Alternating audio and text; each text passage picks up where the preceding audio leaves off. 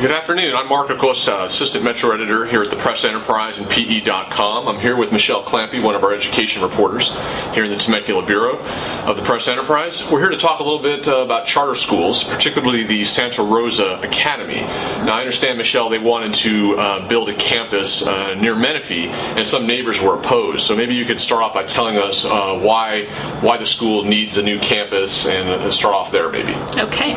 Well, Santa Rosa is a 6-year-old charter school that is chartered by the Menifee School District, but they've been without a home pretty much since they opened. They started out in the garage of the founder's home and then moved to a strip mall in Wildomar because Menifee was growing so fast that they couldn't find any space to rent in the city of Menifee.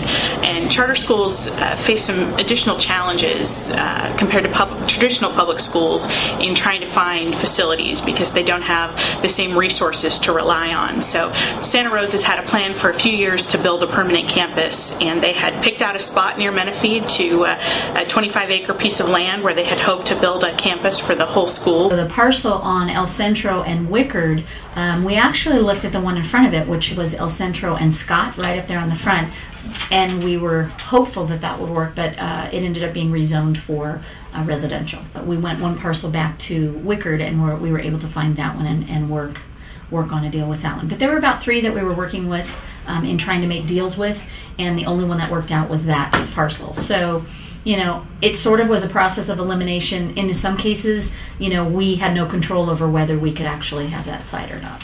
When they build out, they hope will be K-12, about 1,500 students. So that's kind of how things got started. They were headed to the County Planning Commission or the County Board of Supervisors to get some approval so they could begin construction, and that's kind of where the trouble started. And the trouble was, at least in the eyes of the school, was there were some neighbors that were concerned. What were they concerned about? The neighbors raised a few concerns: traffic, simple proximity to the school, but the biggest concern that was raised was over some high-pressure gas lines that run along the property, and that seems to be the issue that derailed the project, at least as it stands right now. What did the school think? Did the principal and the school, they felt that it was an appropriate site?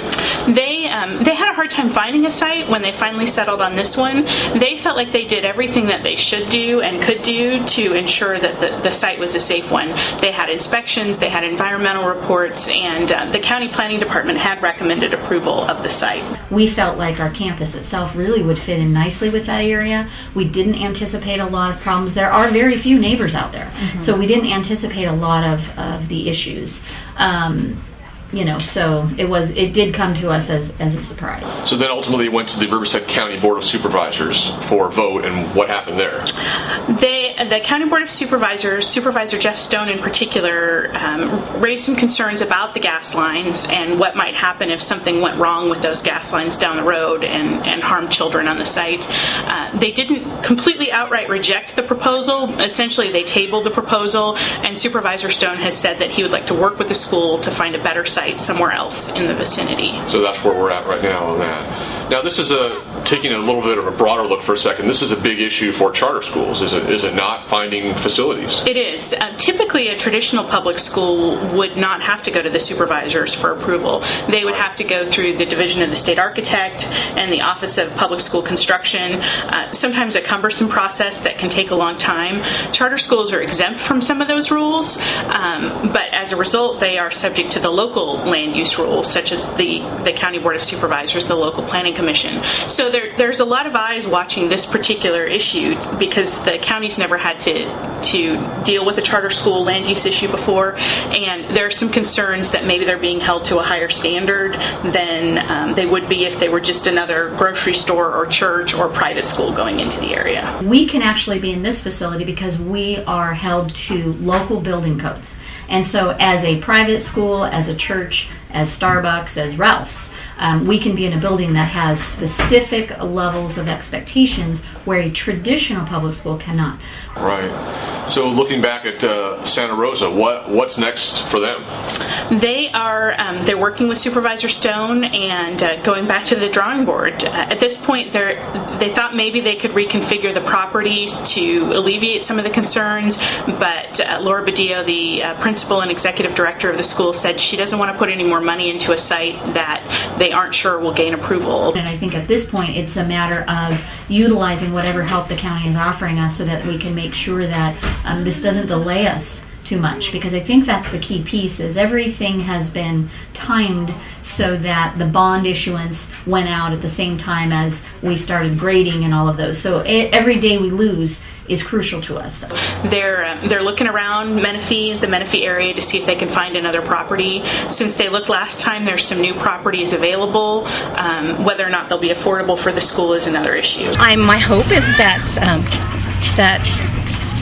Mr. Stone will honor his word and do what he said in helping us find a location that works well with us.